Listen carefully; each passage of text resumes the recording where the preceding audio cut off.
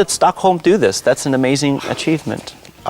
First of all, I would say there is a general awareness of environmental issues in Stockholm and Sweden, the general respect for nature, and the 30% it's maybe only in the summertime. In the winter time it's less. Yes.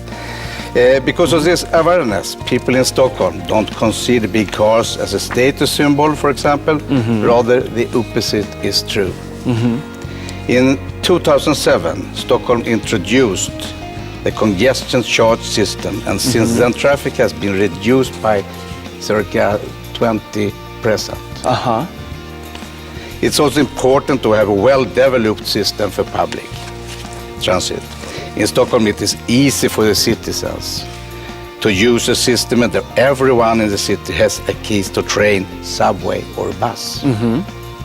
Improved areas for bicycles and pedestrians have also contributed. So we have done a lot, and we try to do more. Well, that's amazing. Well, first we're going to take a break, and then when we get back, we're going to talk more about how Taipei County and Stockholm have made efforts to reduce carbon. We'll be right back. 住在台北县是光荣，所以现在大家感觉说淡水河越来越清澈，所以县长现在希望就是说清澈之后，你必须要在河岸能够环境创造，让它在那边能够游憩休闲玩运动，整个水域干净以后，水域要能够行船，所以现在县长也希望就是说能够让新庄地区建码头，那在淡水河流域能够行船上下班、休闲娱乐等等。那在接下来我们整个清水环境的创造、清水住宅。整体这样的一个带动，让他真正感受到，就是说淡水河干净跟我台北县是会有很大的关系的。那当然，我们也要能够创造这样的一个荣誉感，对各方面环保署、中央或世界其他国际城市的评比里面，我们要能够跻身这些方面的一个荣誉的排行榜，让大家真的感受到，就台北县就是我的家，这个干净对我是有很大的关系的。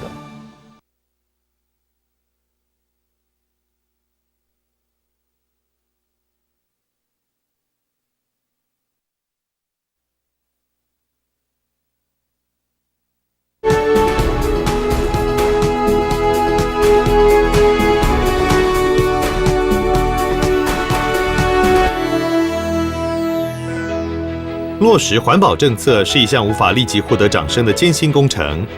这几年台北县一直默默耕耘，最近的数据终于给台北县肯定。今年台北县获得行政院环保署颁发为全国最干净城市，而环保署的监测资料也显示，淡水河水质目前呈现30年来最佳的状态，甚至在碧潭附近发现自民国71年起就绝迹的河上鱼。台北县的蜕变，慢慢的已经呈现在全国民众的面前。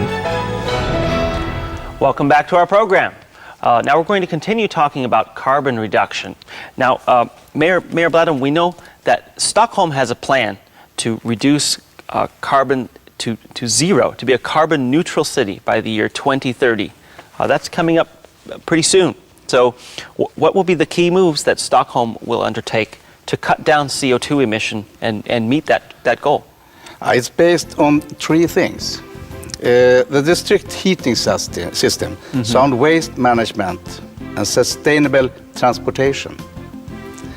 And Stockholm is constantly working to improve and develop these areas. Stockholm has a goal to develop a system of electric cars in the city by 2030, which would make traffic free from emissions. Wow, so you're going to have electric cars. That's impressive. Yes. How about here in Taipei County, Magistrate Joe? What sort of plans does Taipei County have to become carbon free? You know, we try to do research in depth about electric cars or even compressed air cars or buses, because we have 300 million. We have 3 million vehicles in Taipei County. You're talking about 3.8 million residents with 3 million vehicles in this area. It's a big challenge to us. But if we can make people convert their vehicles into low carbon emission vehicles, then we can significantly reduce carbon dioxide emission.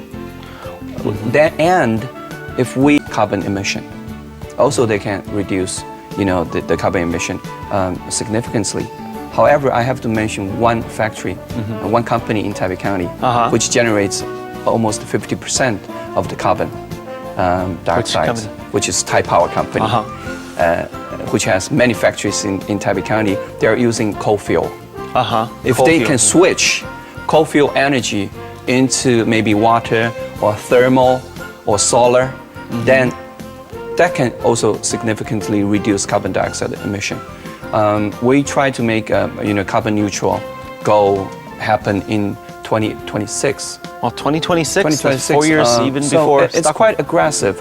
We know it's very difficult because in our county we also have 29 townships and cities. Yeah. We must communicate with them. We must communicate with the different factories and companies, and also we want to change people's lifestyle. For example, you drive less, or you don't drive one day off every week, or you can ride more bicycles. The bicycle track length in Taipei County is 259 kilometers. Wow, and we long. plan to build another 250 more in the future to provide that facilities and roads for the citizens. We're also trying to have a bike loan, free bike loan for people to use bike free in urban area.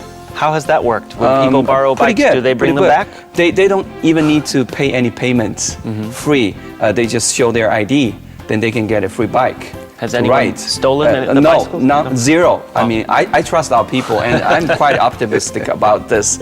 And when you mentioned the congestion fee to Lord Mayor, I was also thinking about that system, whether they can be applied to Taipei County. It's likely to happen in the future. I'm quite optimistic because in the past we have applied some EP policies like garbage reduction, reduce 1/3 already, and other policies. At the very beginning, we thought it may be inconvenient to the citizens, and they may feel they're going to cost more. However, it's costing them less, and it's not inconvenient to them. So I think in the future, we have a lot of things we can learn from the city of Stockholm. Wow. We can learn of each other.